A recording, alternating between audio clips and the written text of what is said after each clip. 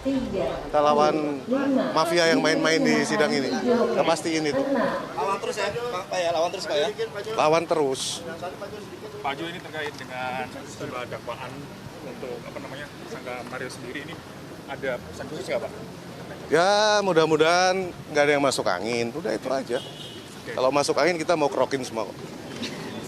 Ini udah bawa duit sama bawa minyak buat ngerokin.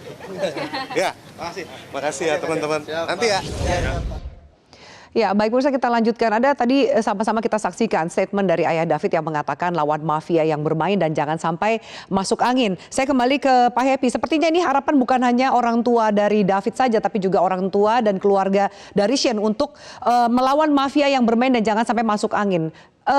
Apa antisipasi dari pihak Shane sendiri?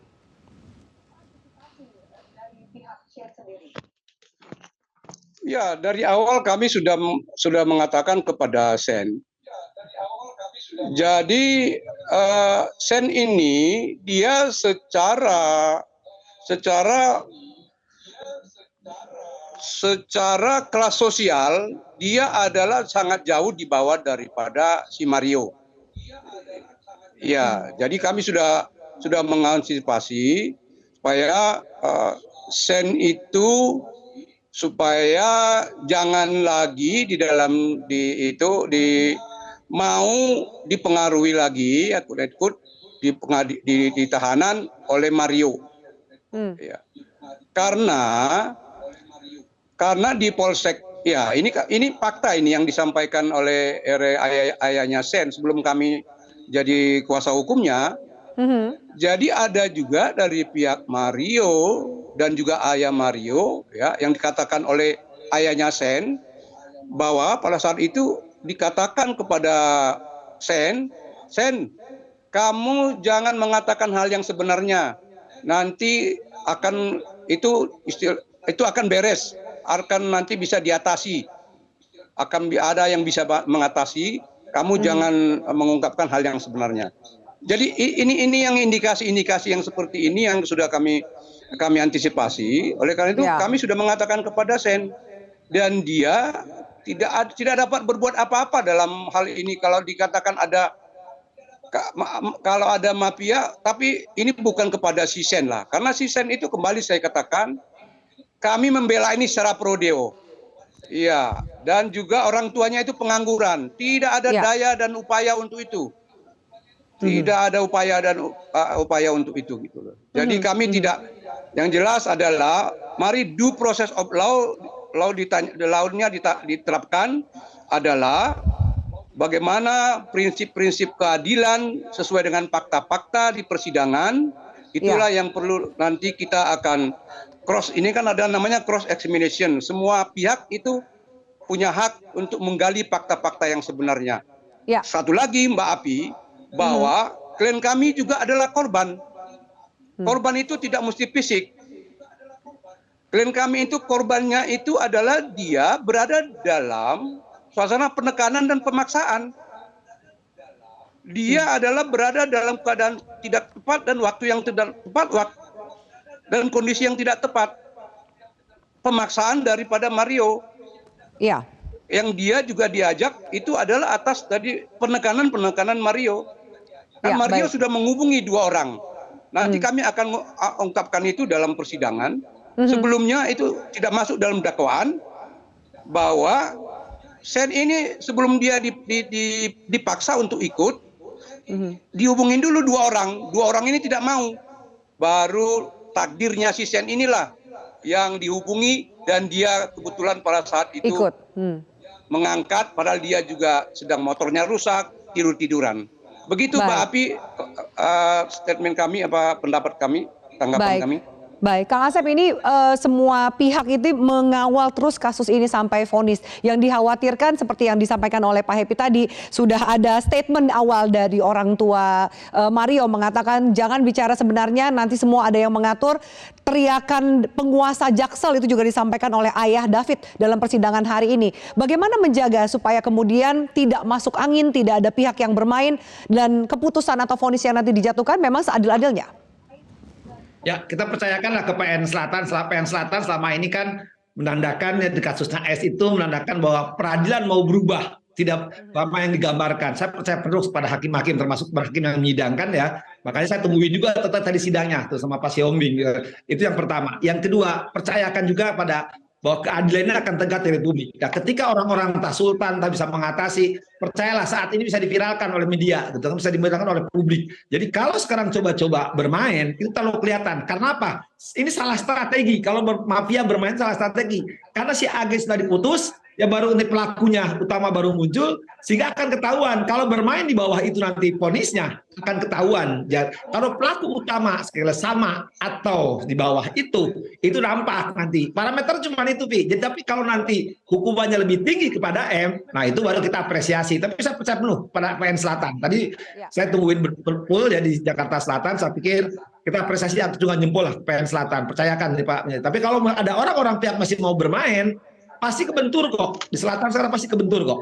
Dan saya pikir hakim-hakimnya nggak akan berani lah sekarang. Tidak akan masuk angin gitu ya. Kang Asep, kondisi David yang saat ini dikatakan sudah lebih baik, juga sempat ada statement dari ahli hukum yang mengatakan yang terjadi bukan penganiayaan berat. Bisakah statement itu digunakan untuk memperingan hukuman dari pelaku, termasuk Mario?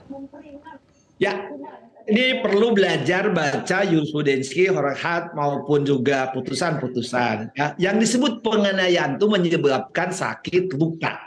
Sakit luka itu dilakukan pada saat itu. Jadi kalau pada saat itu menyebabkan luka dan kita tahu, itulah parameternya. Jangan dikatakan akan sekarang nanti. Loh, kalau sekarang mati akan menyebabkan mati. Jadi itu terlalu bodoh yang mengatakan bahwa sekarang itu dihitungnya sekarang, bukan. Jadi saat dilakukan lokus tempus. Jadi ketika dilakukan penganiayaan, apa yang menyebabkannya?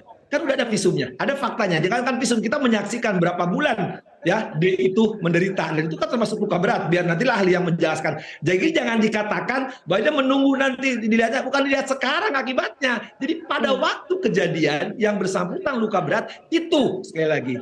Ya, jadi jangan mengatakan, wah saya juga kaget kalau ada ahli hukum mengatakan, wah sekarang diundur-undur supaya nanti sehat.